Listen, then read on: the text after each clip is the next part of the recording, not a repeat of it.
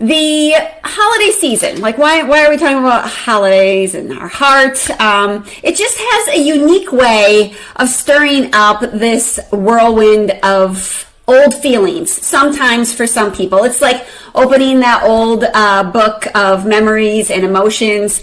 And sometimes it's full of smiles and full of warmth and joy and peace, but also oftentimes that we don't like to talk about as much, but that's what we do here. We talk about what might be a little taboo, is it brings up this sense of loss or this sense of longing for something that was, right? And so how many of you find yourself just like reminiscing about past relationships during these times? It's almost like you're going through like a breakup feeling all over again. In some cases, they can just remind us of old friends, old relatives, old relationships, and we miss them, or we miss traditions that have changed and how things used to be, right?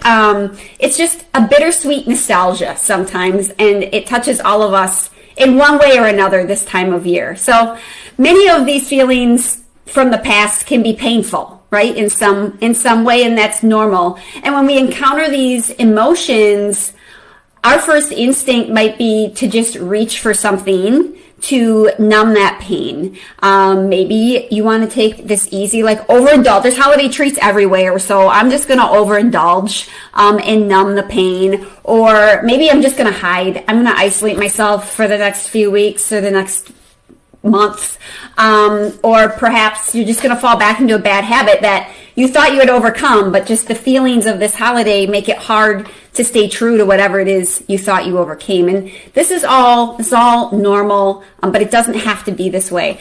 What I want you to know is that it's okay to feel this. It's really part of being human in that human experience. But the key is to not let these feelings of the past dictate how you're going to experience this holiday season this time. So instead of numbing these emotions, we can acknowledge them and learn from them and find healthy ways to cope through them. And my favorite coping tool, what we're talking about tonight, is our natural pleasure engine, the endorphin.